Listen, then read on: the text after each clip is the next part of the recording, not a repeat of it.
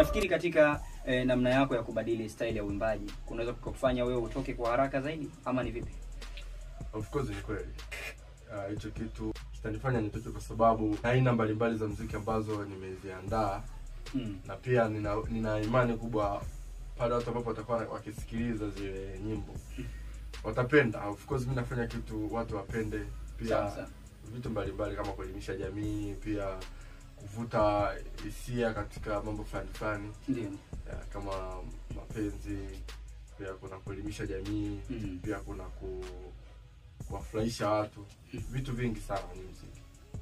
Unajua kuna aina za wasanii ambao unakuta amekwisha kujitengenezea kabisa utaratibu wake kwamba bwana, mimi nitakuwa ni msanii wa kuimba maudhui haya ya kisiasa tu. Mimi kwingine uwezo kaninasa. Mimi nitakuwa msanii wa kuimba maudhui ya kimapenzi tu, kwingine uwezo kanipata. Mimi nitakuwa msanii wa kuimba maudhui kwa namna mbalimbali kutokana na jinsi alivyojiweka. Wewe kama Ovnak, maudhui yako hasa yanaegemea upande gani? Mapenzi, siasa ama nikaje hiyo? Mimi maudhui yangu labda niseme ndio. Maudhui yangu yanacheza kwenye mapenzi, burudani.